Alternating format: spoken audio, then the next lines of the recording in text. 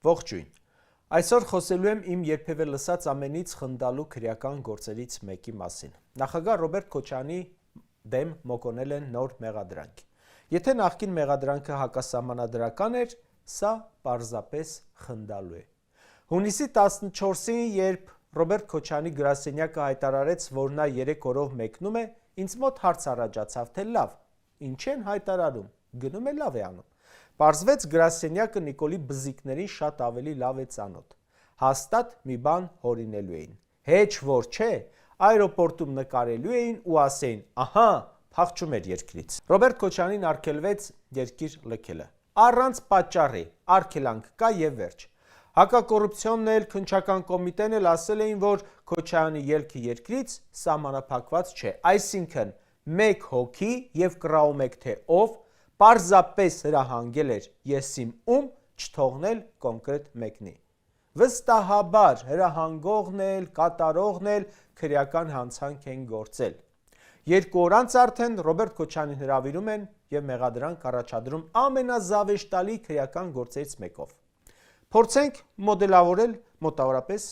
այսպես։ Մարդամեկը զանգում է ԱԱՑ ինչ-որ մեկին, պահանջում է արգելել ելքը երկրից։ Նա ասում է, բայց քրգործ չկա ոնց որ։ Սա ասում է, դու նաղդը մի թող դուրս գա, ես հեսա կզբաղվեմ։ Զանգում է դատախազին, թե դե արագ-արագ մի բան հորինեք։ Հետո զանգում է կենտրոնական տրական հանձնաժողով, թե հեսա դատախազը մի բան կբերի, դեռ չգիտեմ ինչ է բերելու, խաբար չեմ, բայց մի բան կբերի, դուք էլ կզրկեք անձեռնմխելիությունից, կտաք հավանություն։ Գուցե այս ամենը անում է SMS-ով, արդեն էական էլ չէ, բայց մոտավորապես այսպես եմ պատկերացնում։ Այդ ընթացքում մեկ այլ իմ կարծիքով հանցագործություն է տեղի ունենում։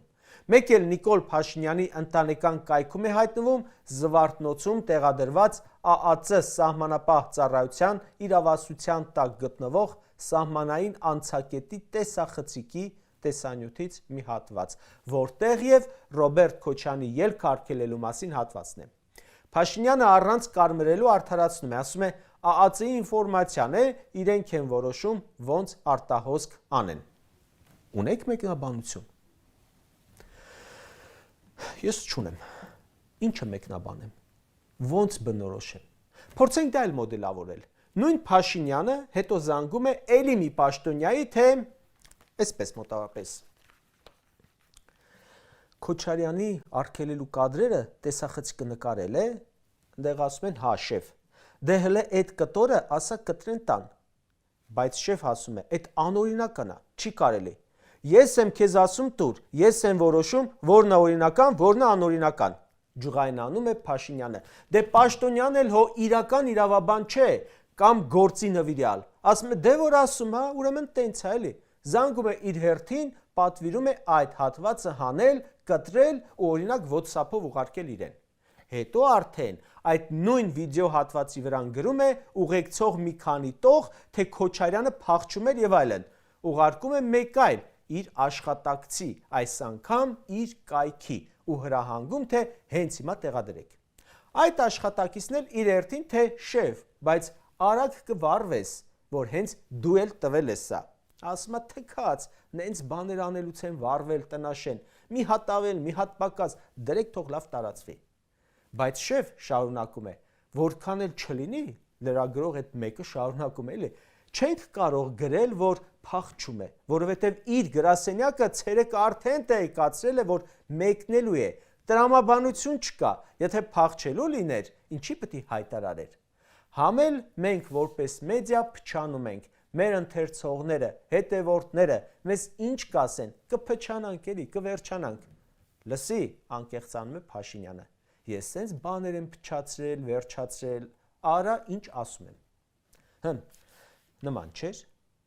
Թե չէ, դժվար է պատկերացնել, թե ցանկացած մեկը նույն ԿՊ-ից կարող է ԱԱՑ-ը զանգել, ասել հələ մի հատ դավայ, տվեք այդ վիդեոն։ Իհարկե չի կարող։ Դա կարող է մեկ մարդ եւ վստահաբար դա արվել է Փաշինյանի ձեռամբ։ Ու գիտեք, այդքանից հետո այդ ամենը գցել ԱԱՑ-ը ինչ որ պատասխանատուի վրա, առնվազն բարոյական տեսանկյունից նողկալի է։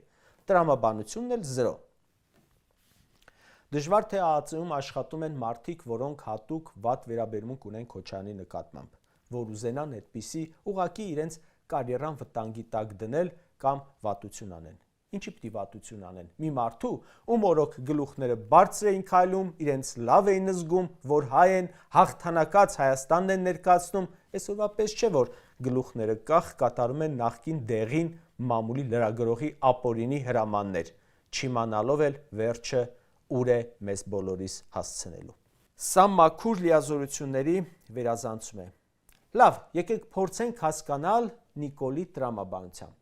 Իսկ ինչու է ԱԱԾ-ն որոշել հենց Փաշինյանի ընտանեկան կայքին տալ արտահոսք տեսանյութը, որ հակակոռուպցիոնը, քննչական կոմիտեն, դատախազությունը մասնակցում են Նիկոլի քաղաքական օպոնենտների վարկաբեկմանը, ֆիքսել ենք, բայց որ դրանց է միացել ԱԱԾ-ն, նոր բան էր։ Չէ՞ որ սա արվել է վարկաբեկման նպատակով, որ հանրությանը փորձեն սուտ մակագրված լուրով մոլորեցնել, իբր Քոչարյանը փախչում էր երկրից։ Ֆիքսենք։ Երբ ԱԱԾ-ի պահպանող տվյալը հայտնվում է երկրի ղեկավարի ընտանիքի կայքում, դա վերացնում է սահմանը պետական ռեսուրսների եւ անձնական քաղաքական նպատակների միջև։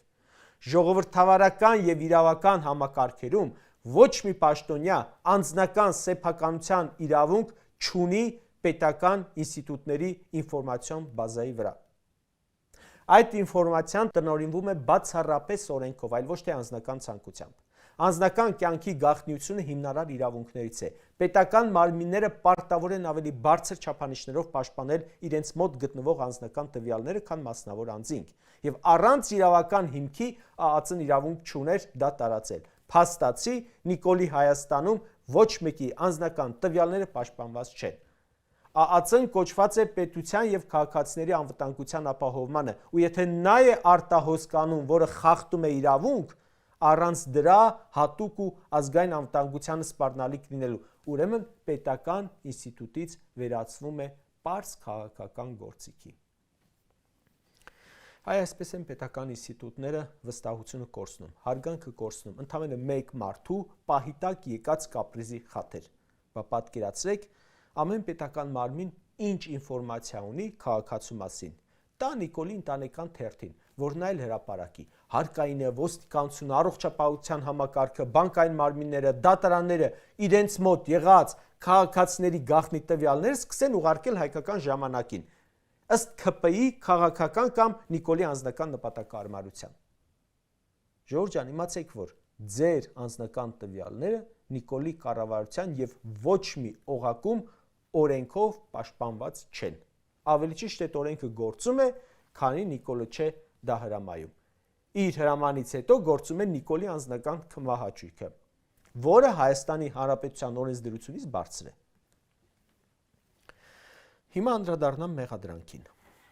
Ռոբերտ Քոչարյանի ելքը երկրից թույլ չտալը արդարացնելու համար տեսնենք ինչ են մոկոնել։ Ուրեմն, ասում են իբր չարաշահել է պաշտոնյական դիրքը եւ փողերի լվացում է արել։ Ոնց է ինչու, ասեք։ Հա, կարող է տպավորիչ լինել, այն էլ սրանց տասնամյակներով տարածած նարատիվների ֆոնին։ Բայց հələ մեջը նայեք, ցնդելու բան է։ Ուրեմն կառավարությունը 2004 թվականի նիստերից մեկում կայացրել է որոշում, իսկ Ռոբերտ Քոչարյանը լինելով նախագահ վավերացրել է այդ որոշումը։ Պատկերացնում եք ինչ սարսափ։ Նախագահը վավերացրել է կառավարության որոշում։ Սա մեղադրանքն է։ Երևի չիմանան մանր-մունր ԿՊԱ-ականները, բայց այդ ժամանակ գործող սահմանադրությամբ կառավարության որոշումները նախագահը պետք է վավերացներ, հակառակը անելը հետևանք չուներ։ Օրենքն էր այդպիսին, սահմանադրությունը։ Պատկերացրեք, վավերացումից առաջ ստուգել այդ որոշումների իրավաչափությունը կարող էր, բայց անգամ դրա իմաստն էլ չկար, որովհետև ստուգած էլ գալիս էր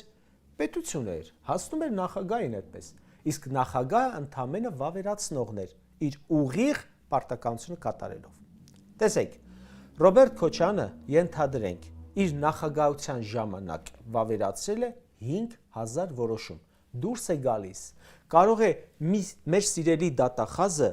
5000-ի համար էլ քրեական գործ հարուցել,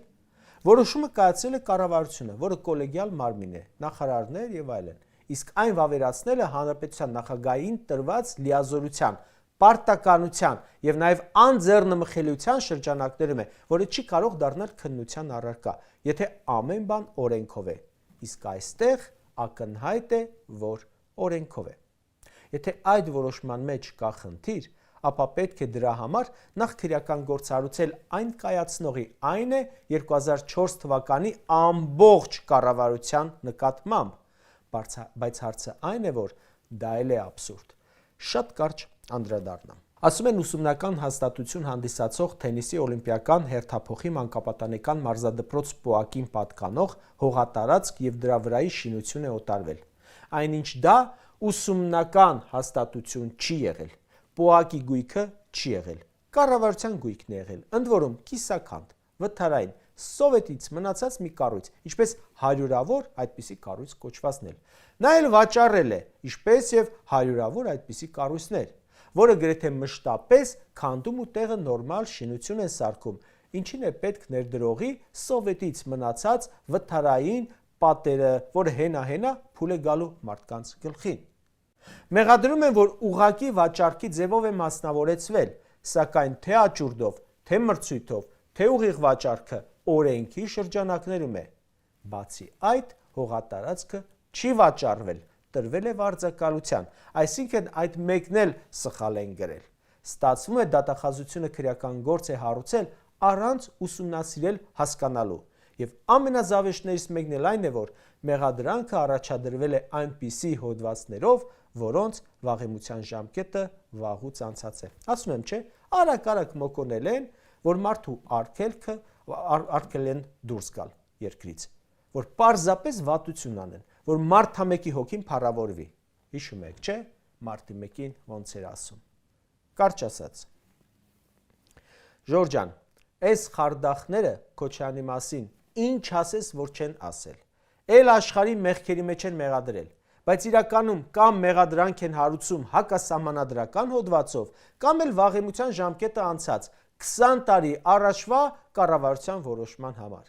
որի հետ էլ ինքը կապ չունի։ Ու զզվելի է, երբ պետական բոլոր մարմինները այսպես անօրեն ենթարկվում են մարդամեկի պարանոիդ ֆանտազիաների սպասարկմանը։ Պետական անկախ մարմինները այս տարիներին կորցրել են անկախությունը, ինքնուրույնությունը, օգտագործվում են Նիկոլի քաղաքական հակառակորդների դեմ։ Ոչ միայն Նիկոլի իշխանությունը լեգիտիմ չէ,